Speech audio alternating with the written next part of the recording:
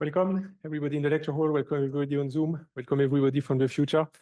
Today, I'm going to continue discussing performance at large scales. Hopefully, we'll finish. Maybe we'll even finish early. I can start with document stores, but we'll see where the discussion drives us. Maybe the lights can be slightly. I think that was how it was last time. There you go. So, can you see the slides well? No? Too much light? Or the microphone? Is it not working? Like this? Maybe the volume? Like this? Better? Ah, very strange. Ah, no. Let's see. So let's test. So on Zoom, can you hear me? Yes, so Zoom works. So it's really with the lecture hall. And if I click here, you can still not hear me. Ah, strange. So I try to speak loud. Then can you hear me if I speak a bit louder? And I hope it's not too bothering for people on Zoom. So I try to speak a bit louder. It seems that in the lecture hall, the loudspeakers are not. Oh, now it's working. Yeah, awesome. We just need to be patient. All right. So this is where I left you. I told you about bottlenecks. I told you it's one of the four: CPU, memory, disk I/O, or network I/O. And you have to investigate and find out which one it is. Once you have found out, then you can improve. Then I told you the theory versus real life. In theory, you can build beautiful software architectures, but in real life, when you try to squeeze every single bit that you can out of the memory and every single microsecond you can out of the runtime, then that's what people really do at the end, is that they end up implementing with very few features of the language that give them understanding on the very low level. So there was a remark yesterday, I completely agree, that you would expect the compiler to optimize a lot of things. In fact, this is where you should start. You should first rely on the compiler to optimize. But what happens in real life, you can speak with PhD students or people who really have to implement very fast systems. At some point, the compiler optimizes, but you no longer understand what it does, or you cannot rely on what it does. And this is why at some point you end up doing things yourself to have this fine understanding of the execution. All right. So now I told you that this takes space. If you store it as JSON or JSON lines, you have billions of that. The keys are stored redundantly. This is why we can switch to binary formats. So I have in mind the Google's protocol buffers, the Parquet, Avro, and so on, because then this is going to be stored on less space. And again, we love less space. It's faster to read, it's faster to process, and so on. Then, in order to avoid network I/O, it's things I already told you, you push down. The earlier you can get rid of the data you don't need, the less you have to transmit over the network, right? And if you can not even read it at all from the disk, then it's even better. This is called pushing down. So you pre-filter, you pre-project, you pre-aggregate, so everything you can do before you do it. We've seen plenty of examples of that. The pre-filtering is that I think I might not have shown you, but it's the idea that you drop the records that you can already know you will not use. Pre-projects, this is the column-oriented storage I told you about. If you have your data stored column by column, then you can just ignore the columns you don't need. So it's very easy to do. Pre-aggregate, we've already seen with MapReduce, that's the combine function. The combine function is basically pre-aggregating so that when you shuffle over the network, because the shuffling is over the network wires, then you have less data that is sent over here, right? Does this work? Do you have the intuition? All right. So it's really, it makes sense. It's intuitive, but these are the techniques that we use to reduce. And we batch process. So batch processing is more about the latency. The idea of batch processing is that instead of sending a lot of small packets, you send larger packets. I don't mean network packets, because obviously you do have small network packets, but I really mean in terms of the HDFS blocks, whenever you send something, you want to send hundreds of megabytes at the same time, if possible, to avoid latency. All right. And of course, if you can keep shuffling to a minimum, then that's even better. So if you can redesign your job and the DAG of transformations to have less shuffling. So you can use pre-partitioning. You can try to have less stages and less shuffling, but you cannot bring it down to zero, right? Because if you manage to bring it down to zero, probably something is wrong in most cases, because you do need some shuffling, because the queries do need some wide dependency transformations. So you cannot get rid of it completely, but at least you can try to keep it to a minimum. Now I would like to discuss the configuration of when you launch your Spark job. You know that I told you about the command line, the Spark submit commands. I told you you can specify the number of executors, the number of cores per executor, the amount of memory per executor. And concretely, what happens a lot when you actually want to go ahead and book your resources for Spark, you're sitting in front of your machine, you have your query, you kind of know how many tasks you have, you look at the AGFS blocks and so on, and then you're wondering, okay, how many machines should I book from, let's say, EMR, so Amazon Elastic Map Reuse would be the Amazon way of clicking buttons to get a cluster. How many machines do you need, how much memory, and how many cores? So let me give you an intuition of that. So imagine that with the example I have, we have 8 machines, right? 8 machines, 8 nodes, 16 cores per node, and 128 gigabytes of memory per node. By the way, 8 machines, I mean the worker nodes, right? There is, in addition, the resource manager and so on, and the application master. I really mean here the machines that have the executors. So 8 machines, 16 cores per node, right? So that brings you a total of 128 cores in total, 8 times 16, and then 128 gigabytes of memory per node. So times 8, that should give you 1 terabyte of memory in total, right? So you have to do these kind of estimations. And then what happens is visually, so you have these 8 machines. What you could do, I'm thinking out loud here, you could have 1 executor on each machine, right? This executor could have, let's say, 15 cores. Why not 16? Typically, you try to leave a bit of air to the machine so that they can breathe. It's just an illustration. It's the idea that there are other things running on the machine, so you want to be careful to not use everything. So intuitively, let's say 15 everywhere. And then you use 100 gigabytes of memory. Again, there's other stuff running on the machine, so it's not a good idea to take everything. But now we have 8 executors. Each executor has 15 cores, so each executor has 15 slots, so 15 tasks executed in parallel. And then the 100 gigabytes is shared across the 15 slots. For whom is that clear? Right? So that would be one extreme. One way of doing that, 1 executor per machine. The other extreme is this one. The other extreme would be you have 15 executors per machine. So it means in total, you have 120 executors, right? 8 times 15. Each executor has 1 core. So if you do 1 times 15, then that's good. That's still below the 16 per machine. 8 gigabytes per executor gives you 120. So maybe I pushed it a little bit, but 120 is still below 128, right? So basically what I have here is many more, but smaller executors. And here I have less, but larger executors, right? So these are the two extremes if you stretch it on both sides. In practice, neither is good. You don't want to be like this or like that. In practice, my rule of thumb, it's not always the case, but my rule of thumb is you try to take the square root of the number of cores of the machine, more like this, right? Approximately the square root. So that would be 4 by 4. But if you want to get a bit of breadth, then let's say 3 times 5, right? So here I have 3 executors, 5 cores, so that's 15 still in total, and 30 gigabytes per executor, that's 90 gigabytes. This can be adjusted, right? I'm just very coarsely showing you how that works, but you want 3 times 30 to be below 128, right? And in practice, this is the sort of things you do, right? You have executors, approximately the square root of the number of cores, and the number of cores per executor approximately the square root as well, right? Does it make sense? Okay. Now you might ask why, right? And that's really a practical thing, because in theory, of course, it doesn't matter.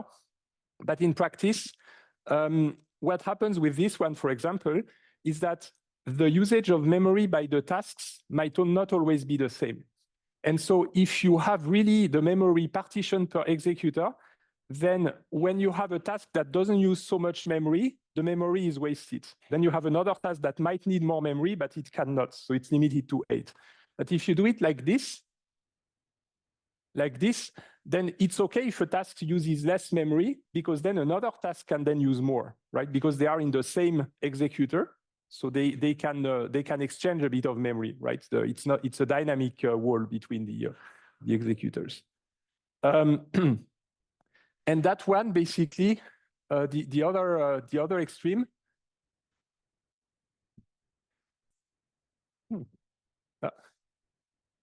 It was delayed. Sorry.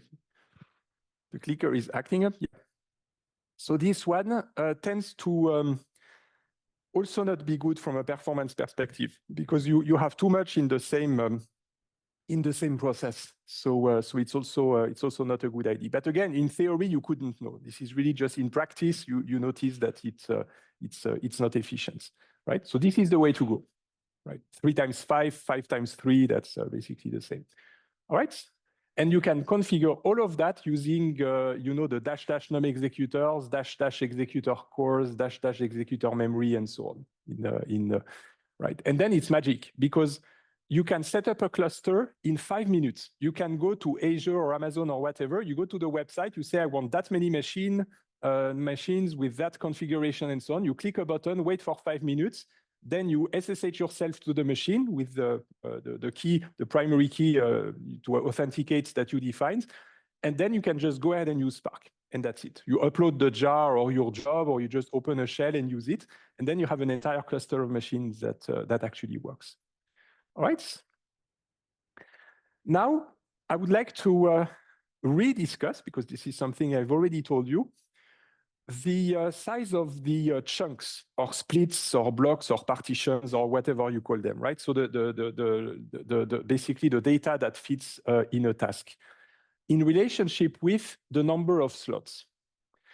In an ideal world that doesn't actually exist, you have one partition per slot, and they all take the same time, right? It's beautiful, isn't it, right? So here you have 5 slots, you have 5 tasks, and all slots finish processing their task at the same time.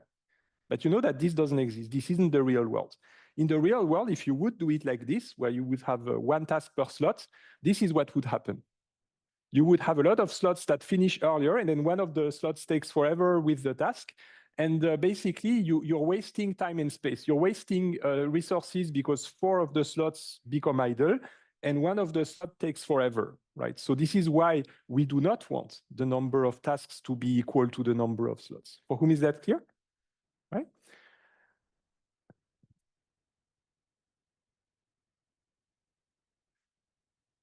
Yeah. So this is why in practice, this is what we do. We have a multiple number of the slots. So we have, like, let's say 3 times or 5 times the number of slots, or 10 times, just to give you an intuition. And what happens is, and I said it many times, but I repeat it, it's dynamic. All of the slots take one task, and then it's dynamic. Once a slot is finished, they take the next task, and so on. And what happens is that the faster slots, or the ones that get the easy tasks, they will process more. And then you have this very slow slot, or maybe it's a complicated task. But now nobody's waiting for it, because while it's doing its thing with that task, then the others can actually process more tasks. So this is why we do it in that way, so that the tasks nicely spread over the slots like this. You might think, why don't we push it even more and just have really, really tiny little tasks, many of them, and then we let them spread? But then you know what happens, right? What is the problem then? Starts with an L. Latency, right? Exactly. That's the latency. Because then every time you really have to imagine that there is an overhead, every time you start a new task, things happen in the Spark processes. And so that is not efficient. So we also don't want this. So it's again, a matter of balance between this, which would be one extreme, and this, which would be the other extreme. And we just take something in the middle, which is this, okay? All right. So I don't know anymore why I have this slide, because I already told you about the the network usage. So basically, you want to push down and all these things to avoid using the network too much, right? So you don't want to have too much data over the network. All right. And of course, if you're not happy anymore, if you've really done everything, right? You've found the bottleneck, you've implemented better using full control of the performance, you've compressed everything, you're using Parquet, you have a small multiple of tasks per slot and so on, and you're still not happy. You're computer scientists. I'm pretty sure some of you might be contributors to the next generation of Spark, or maybe a completely different architecture, and then go ahead and build it. You know, it's not the end. It's just the one chain in the technology history, right? But if you build a new Spark, you have to know Spark first, so that you learn from all the lessons that have been learned from the successes and failures. All right. I would be so happy if some of you would build the next Spark. Okay. Which brings me to the last bit of performance at large scales. This is the clicker question that I asked you last time. What about very large scales? You have thousands or tens of thousands of nodes. You have an absolutely gigantic job with petabytes of data and many tasks and many slots. So here's what happens. So let's say I'm taking an example with 5, but of course I cannot draw millions of slots in there, right? But basically, ideally, again, even if you spread dynamically, right? Imagine you have 5 times as many tasks as slots. So you would think, and actually with 5, it's going to happen like this. This is going to be like this. Imagine there's multiple tasks in every slot. This is the total duration of every slot. They more or less kind of finish at the same time. I'm too far away. I walk too much, and then I'm too far away, and then the clicker doesn't click anymore. And then so you increase the number of slots, and then you would hope that it stays like this, right? You increase the number of slots, and then it more or less ends at the same time because of the way the tasks dynamically spread over the slots. The problem is that in reality, there is a point that you reach for a very large number of machines in which this happens. You basically have all the machines that finish in a reasonable amount of time, and one of the machines, maybe 2 or 3, but one of the machines just takes forever. Just everybody is waiting for the machine and so on. And this is called tail latency. And this is something that people, for example, at Google told me that they hire new people, you know, and they start working on the infrastructure. And then when you see that, you might be tempted, okay, let's apply my knowledge, let's improve the codes, let's make the code better and so on. As I taught you, it will not change anything. This is still going to happen. This is really a phenomenon that happens. It's provable mathematically. I'm going to show you the math of it, but there is nothing you can do about it as the user programming, configuring, and programming Spark. This is really something that goes beyond it. And the reason, I'm going to give you an intuition, is that when you have the machines that you're using, Spark is not the only thing that is running on it. There's a whole operating system, there's background tasks, there might be garbage collection in Java and so on. So there's many different things that happen on these machines. And these machines also share resources like the network. The disks might also be attached to a rack or whatever. I mean, there's many different ways. But basically, it introduces a lot of unpredictability, and things can actually go wrong. You know, sometimes it can take forever. There might be some background daemons that are running on the machine, totally unrelated to Spark, and there's some hiccups, or they start randomly running in the background or something, and then it causes a delay on the machine, or basically makes things go bad. It has to do also with power limits, you know, hyper-threading, garbage collection, I told you, energy management, queues. So a lot of things that I don't really understand, but that are enough to basically cause this, right? So what I understand, however, is the math. So let me explain you the math. imagine that I reason with these service level agreements, so the lawyer way. Imagine that the time it's going to take for a task to be completed is going to be 10 milliseconds typically, but in 99% of the cases, it's less than 1 second, right? In 99% of the cases, I'm going to be done in less than 1 second. I'm going to simplify a little bit and not reason in terms of tasks, but in terms of slots, right? So just in terms of slots. So imagine that in 99% of the cases, a slot is going to be done in less than 1 second. And in 1% of the cases, it might take more than 1 second, but could be actually any duration. Now you have to think a little bit in probabilities. So if you have a single node, you have a probability P that it's going to fail. So let's call it P. So P is basically 1%. So with probability P, you are in 1% of the cases. This is going to fail, take forever. You just wait forever. You might have to run it again. And then in 99% of the cases, it's less than 1 second. Now, this is not a big deal, right? You just do it. Most of the cases is going to work. The worst that can happen, but it's rare, is that this is it, and then you rerun it, and then it's most likely you will be here. So 1 node is really not a big deal. Now, with 10 nodes, you remember your probability theory, right? When you have independent events, you multiply the probabilities, right? Probability of A and B is probability of A times probability of B, right? But here, it's not the probability, if I call P the probability that is going to fail, which is 1%. Then 1 minus P is the probability that 1 node takes less than 1 second. Now I basically have to consider the probability 1 minus P to the power of n, right? So 1 minus P is the probability of less than 1 second for a machine. 1 minus P to the power of n is the probability that all n machines take less than 1 second. With me, right? 1 minus P times 1 minus P and so on.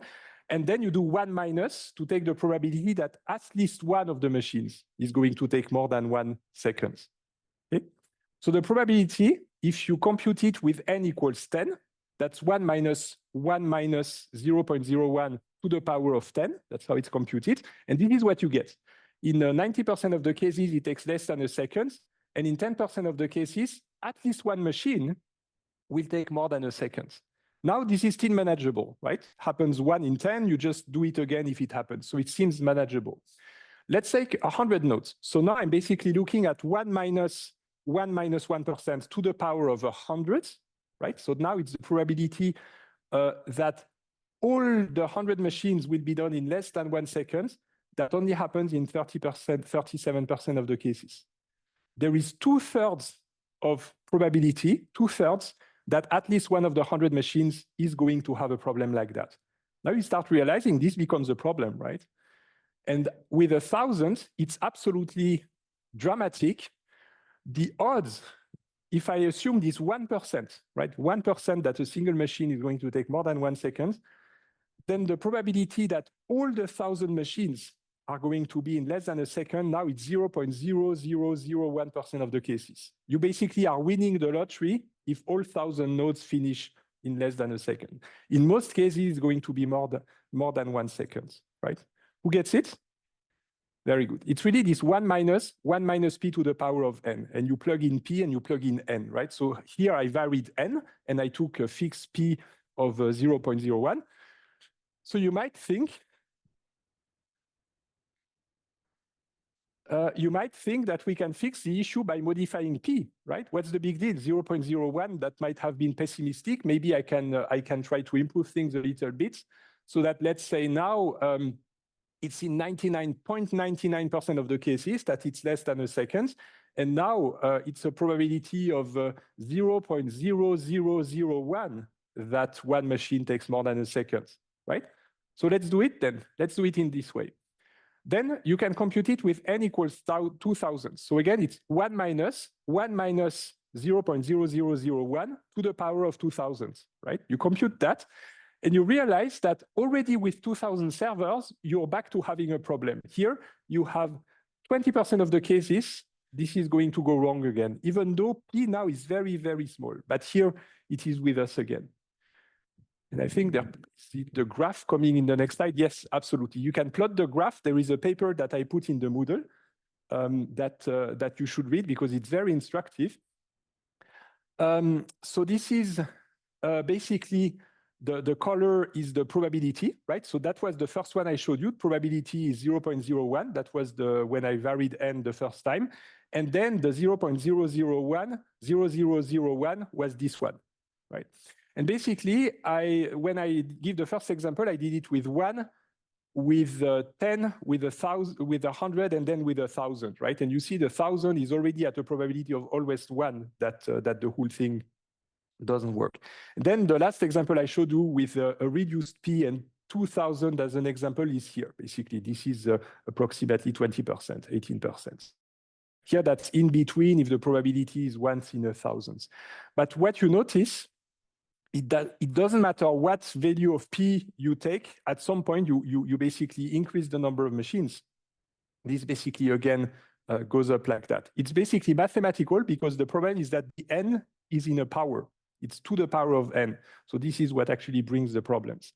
So it means that you can try to decrease P, you can try to improve your code to reduce the duration of the task, but that will not change anything. So we need other solutions to deal with this.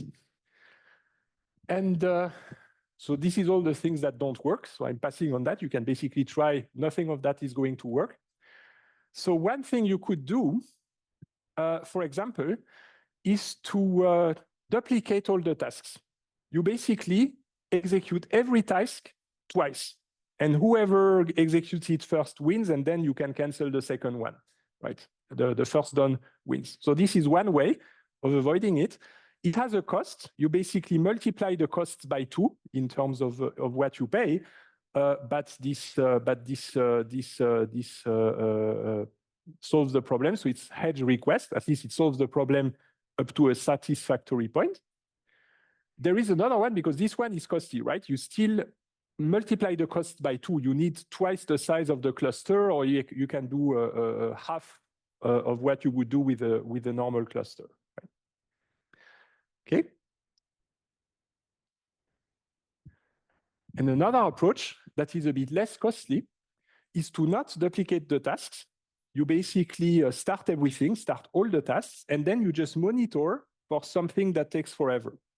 And what happens is that when you notice it starts taking forever, you wait until that forever is the 95th percentile. It means that you basically assume, imagine you took the time to do measurements over the cluster and to basically plot the whole probability density of the time it takes, right? So we until now, I only told you the 99th percentile is at 0.01 or 0.0001. Let's say now you look at the 95th percentile, it means you reach a time that is the worst 5%, right? There is a threshold. At that point, you are in the worst 5%. When that threshold is reached, you just cancel it and relaunch the task somewhere else. But the difference with the previous approach is that in the previous approach, you proactively launched everything twice, right? So this is here proactive. Here, you only do it if you have a slot that ends up in the least 5%. So of course, it means that 5% of the slots are going to be like that. And for that 5%, you just launch duplicate tasks somewhere else. And then it's likely that this time it's going to work, right? For whom does that make sense? Okay. So it's very interesting because these things have absolutely nothing to do with writing good code or trying to improve the operating system or whatever. It's just mathematics, the power of exponentials, and that forces us to come up with these solutions. Okay, and then you cancel it, and now you're basically back to normal. So they did. There's this in this paper. They tried it. Is there a question? Yep. But there might be a lot of tasks that we submit, and if we need to monitor the execution time for all of these tasks that we submitted, doesn't this come at quite a large overhead just for bookkeeping? You do it anyway. So for example, if you use Spark, there is something called the Spark History Server. That's, I think it's the port, is it 4444 or 4040? Might be 4040. So if you launch Spark, you connect to localhost 4040. And here you monitor the tasks. It's done actually. So it is taking care of it, because when you launch a Spark job, the application master, if it's Yarn, has to monitor the tasks anyway. So you will know if one of them is going to reach this danger zone, basically. Does it make sense? Yes, thank you. And by the way, it's a very good opportunity to tell you, use that history server, go for it. It has a lot of very visuals and graphs. You can see in real time your Spark query getting executed. You can see beautiful graphs of the query plan and the DAG of transformations and so on. It's very, very nicely done. And that's a great way to understand the internals of how Spark is run. So there's a pre-calculated threshold, time threshold, and if a task goes beyond it, it's canceled and run again. Yep. Okay. Exactly. That's exactly what we do. Because now when you run it again, you reset everything. You're back to a probability of 1% that it fails, but now you're doing it only with 5% of the tasks. So every time you just restart from scratch. And the cost here is a bit less, because instead of doing it for 100% of the tasks, as we do here, it's on 100% of the task or of the slots. Here you only do it on 5%. Because that's the 95th percentile, right? If you had taken the 99th percentile, then that would have been just 1%, but then you would have to wait for more time. Does it make sense? Yeah. So where is this management system implemented? Are we implemented it ourselves, or is like some extensible part of Spark? It's going to be the engineers that do it. Okay. So typically, these sort of things. So first, it's only going to happen in a big company like Google or Amazon, or like you really need to be to have a lot of machines, right? If you're only using a couple of machines, you don't need to worry. So this is the reason why this is the sort of things that it's the Google engineers and the engineers in these companies that take care of that. It might be at some point that it comes also to the public versions. But then it's really a matter of how many people have this issue, right? But I guess a lot of you are going to work in these companies, so you might actually see them, right? It's really an infrastructure thing. It might be actually that by now it made it to. We could check if now it's part of Spark, if they made it public. Could be. Yeah. Okay. So that's the last slide. So just to tell you that they tried it out, for example, with 1,000 requests. I think they did it with Dynamo or something. I don't remember exactly the context. But this is without hedging. So this is where one of the slots takes forever. And then you have basically takes 1 second, which is forever in the context in which they did it. And then I think they took here a lower percentile and then kept running it again. And then they brought the overall time down to 74 milliseconds. So you see that it actually fixes the problem. It really addresses it. And they took the threshold at 10 milliseconds to do it, right? So it works. This is basically an experimental validation. You have to do it experimentally, because if you use theory, it doesn't happen. It only happens in practice. So the only way you show it solves the problem is to actually try it in practice and see that it works. Okay. So that was this section here was a little parenthesis on performance that we took a step aside. I just wanted to make you aware of all these things. And now I'm going to go back to the normal material where we study technologies. Still have a bit of time to start MongoDB. So what I will do is stop the recording now.